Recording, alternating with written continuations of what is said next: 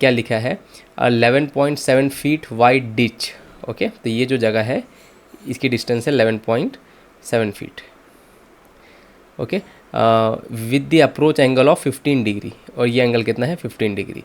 ये 15 डिग्री से ज़्यादा बनाया मैंने, बट जानबूझ के थोड़ा डायग्राम क्लियरली बने इसके लिए मैंने इसको थोड़ा सा बड़ा एंगल यहाँ पर दिखाया हुआ है।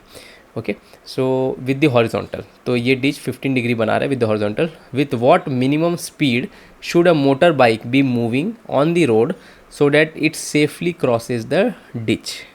ओके, तो क्या कह रहा है कि एक मोटर बाइक है जो इस पॉइंट से कूदेगी।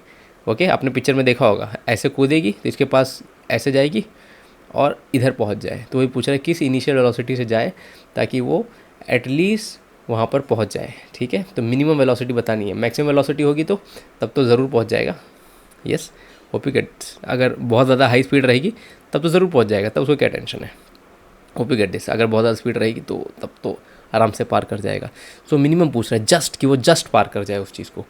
होप ये वाला क्वेश्चन आप समझ गए। अब इसमें क्या है, थोड़ा सा बस लास्ट में एक ट्रिक दिया है उसने। Assume date the length of the bike is 5 feet.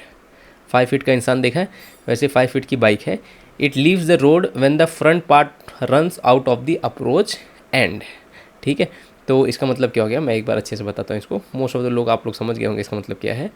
So what does this mean बेटा, कि ये बाइक है, अब बहुत गंदी बाइक बनाने वाला हूँ, हंसना मत इस पर। सो ये हमारी बाइक है ना। सो ये हमारा आदमी है। ठीक है, ओह यस, हाँ अच्छी बाइक बन गई। ठीक है, तो जैसे ये फ्रंट पार्ट उसको छोड़ देगा वैसे ही ये उड़ना स्टार्ट हो जाएगा, है ना। अब ध्यान रखना इसमें बस ट्रिक क्या है कि बाइक की खुद की विड्थ है ना। अगर बाइक पॉइंट पार्टिकल होती तो बाइक को खाली इतनी रेंज कवर अप करनी होती, विच इज़ 11.7 फीट। लेकिन बाइक पॉइंट पार्टिकल नहीं है, बाइक के पास खुद की एक विड्थ है। आप जानते हैं कि अगर बाइक का खाली फ्रंट टायर यहाँ तक पहुँचा तब क्या हो जाएगा बेटा, तब तो गिर जाएगा वो। यस, क्योंकि पीछे वाला पार्ट तो नीचे गिर जाएगा। तो यहाँ पर बस एक छोटी सी ट्रिक ये है कि आपको बाइक की जो 5 फीट की जो लेंथ है उसको भी इस 11.7 फीट की लेंथ के साथ ऐड करके इस पूरे क्वेश्चन को सॉल्व करना है। बस यही एक टोटल इसमें ट्रिक थी। तो 16.7 फीट आपको लेनी है। ओके, तो ultimately directly indirectly it does not have to cover this much, it has to cover extra length of 5 feet also. तो इस डायग्राम को मैं रिक्रिएट करता हूँ एक बार यहाँ पर। सो अगर हम इसको बहुत अच्छे से बनाएं तो अल्टीमेटली हमारा डिज़ायर्ड रिजल्ट, अरे इसको नहीं इरेज करना था, तो बड़ी अच्छी ड्राइंग बनी थी। तो अल्टीमेटली हमारा बेटा डिज़ायर रिजल्ट क्या है कि हमारी बाइक कुछ इस तरीके से यहाँ पर पहुँचे। तो सपोज़ ये गया हमारा, है ना, ये जब यहाँ पर पहुँचेगा तो बैक वाला वहाँ यहाँ होगा। यस, और जो इसका फ्रंट वाला होगा, और या फिर हम बाइक को थोड़ा सा हॉरिजॉन्टल बना देते हैं, आइडियल केस। गिरेगी तो ऐसे ही गिरेगी। ओके, सो इस तरीके से होना चाहिए। तो टोटल लेंथ कितनी है, ये हो गई 11.7 प्लस ये बाइक की 5 फीट और। ओके, 11.7 प्लस ये 5 फीट एक्स्ट्रा बाइक की, तो total this much will be the range. तो आपको क्वेश्चन को रेंज को इतना रख के सॉल्व करना है। तो बस अब इस क्वेश्चन में कुछ नहीं है, बस हमको यही छोटा सा पार्ट इसमें समझना था कि ये किस तरीके से काम करने वाली है। सो अगर मैं इसको थोड़ा सा अच्छे से बना दूँ यहाँ पर, सो जस्ट अ सेकेंड।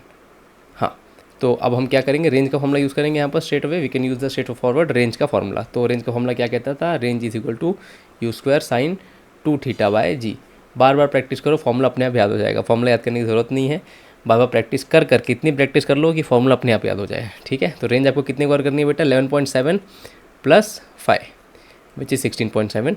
तो आपको पूछा है किस स्पीड से उड़ना चाहिए, है ना, यू स्पीड से उड़ेगा। Okay, so it will go with you speed. So initially is you square. अब सवाल है कि साइन थीटा कितना लोगे बेटा। अब ध्यान रखना, ये जो 15 डिग्री है ये जब जाएगा तो उसके पैरेलल ही जाएगा ना। Hope you get this. जब ये उड़ेगा यहाँ से तब ये इसके पैरेलल ही जाएगा। यस, तो वो भी तो हॉरिजॉन्टल से 15 डिग्री बनाएगा, तो इस चीज़ को ध्यान रखना है यहाँ पर।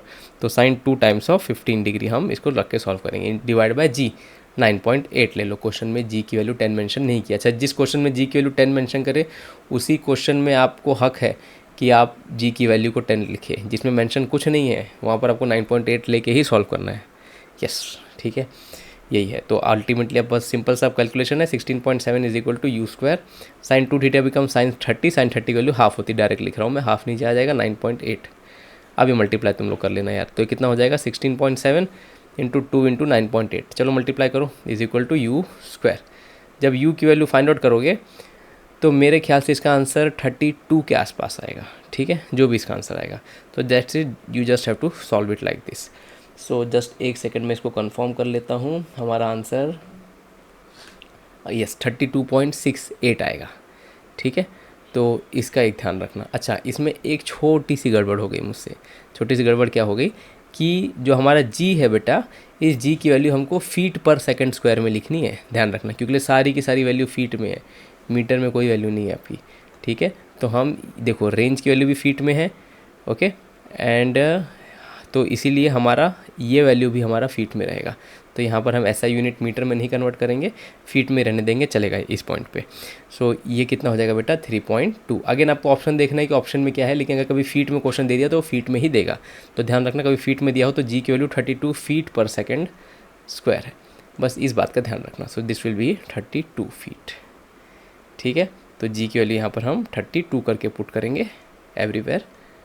फिर हमारा जो u आएगा बेटा वो भी फीट पर सेकंड में ही आएगा। तो 32 हमारा जब हम सॉल्व करेंगे तो इट विल 32.68 फीट पर सेकंड, ऐसा हमारा आंसर आएगा। तो ये छोटी सी करेक्शन यहाँ पर कर लेना आप लोग। होप ये समझा आपको। So this was one thing, hope ये क्वेश्चन समझा। तो इस क्वेश्चन में बस यही ट्रिक थी कि हमको बाइक साइकिल की और मोटर बाइक की लेंथ को भी कंसिडर करनी थी।